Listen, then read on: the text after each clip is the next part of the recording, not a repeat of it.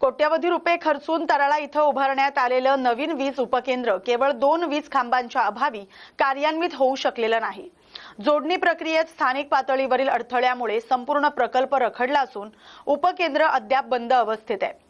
या उपकेंद्रामुळे शेलू बाजार परिसरातील वीज पुरवठ्यावरील ताण कमी होणं अपेक्षित होतं, मात्र ते सुरू न झाल्यानं विद्यमान उपकेंद्रावर अतिरिक्त भार येत असून वारंवार वीज खंडित होण्याच्या घटना वाढल्यात।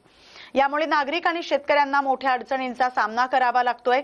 मंगळूरपीर येथून येणाऱ्या मुख्य वाहिनीला जोडण्यासाठी आवश्यक असलेल्या 2 खांबांच्या उभारणीस काही स्थानिकांचा विरोध झाल्यानं काम थांबलंय।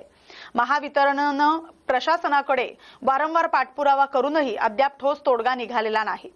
उन्हाळ्यात वाढलेल्या वीज मागणीच्या पार्श्वभूमीवर उपकेंद्र सुरू होणं अत्यावश्यक झालंय।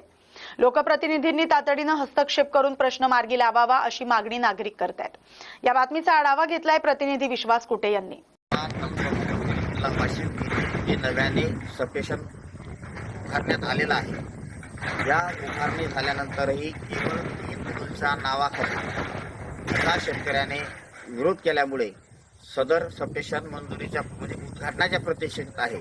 आम्ही विनंती करतो लोकप्रतिनिधी अधिकारी यांना की ज्या कोणी शेतकऱ्याने हे 3 पोल साठी जर हे सबस्टेशन आणि 12-13 गावचे जर प्रश्न प्रलंबित राहत असेल तर हा या येथील सर्वच समाजाच्या, सर्व धर्माच्या, सर्व पक्षाच्या, विशेषतः शेतकरी आणि शेतमजूर उद्योजकांच्या वर झालेला हा अन्याय आहे। आम्ही विनंती करील प्रशासनाने सुद्धा ही सदर लाईन तातडीने सुरू होण्यासाठी तहसीलदारांना पत्र दिलेले आहे, उपविभागीय पोलीस अधिकाऱ्यांना पत्र दिलेलं आहे, ठाणेदारांना पत्र दिलेलं आहे आणि ही जागा मोजून शेतकऱ्या त्या संबंधित ज्या शेतकऱ्याने काम अडवलेलं आहे, पोलवर लाईन टाकायचं काम अडवलेलं आहे, त्या शेतकऱ्यावरही अन्याय होणार नाही आणि या 12-13 गावच्या ज्या लोकांसाठी सबस्टेशन उभं केलं त्या परिसरात येणाऱ्या, त्या कार्यक्षेत्रात येणाऱ्या जनतेवरही अन्याय होणार नाही याची भूमिका येथील लोकप्रतिनिधी असतील, सामाजिक क्षेत्रात काम करणारे असतील, इथले अधिकारी असतील यांना विनंती करतो।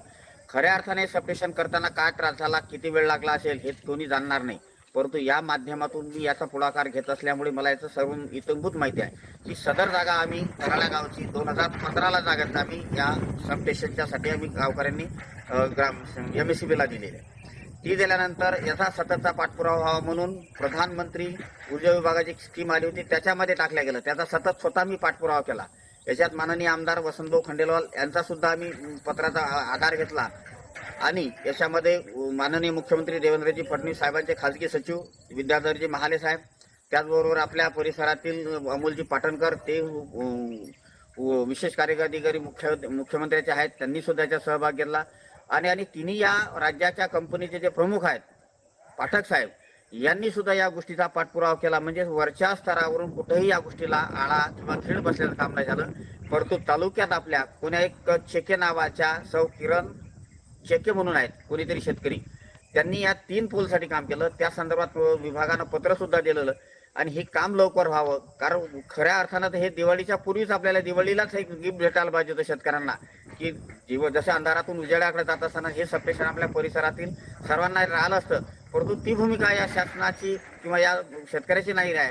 म्हणून शेतकऱ्यांना सुद्धा विनंती करेल, लोकप्रतिनिधींना विनंती करेल की सबस्टेशन लवकरात लवकर व्हावं आणि ही कारवाई मी आता अधिकाऱ्यांना सुद्धा ही बैठ केल्यानंतर कालच्या वृत्तपत्राला सुद्धा बातम्या येतात, पत्रकारांचं सुद्धा चांगलं यामध्ये योगदान आहे। विकास कामं करत असताना आपल्या परिसरामध्ये नेमकं काय पाहिजे हे गोष्टी आम्ही अधिकाऱ्यांच्या संबंधित राहून संपर्कात राहून हे कामं आम्ही लक्षात घेतो आणि त्याच्या मंजुरीच्या मागे लागतो।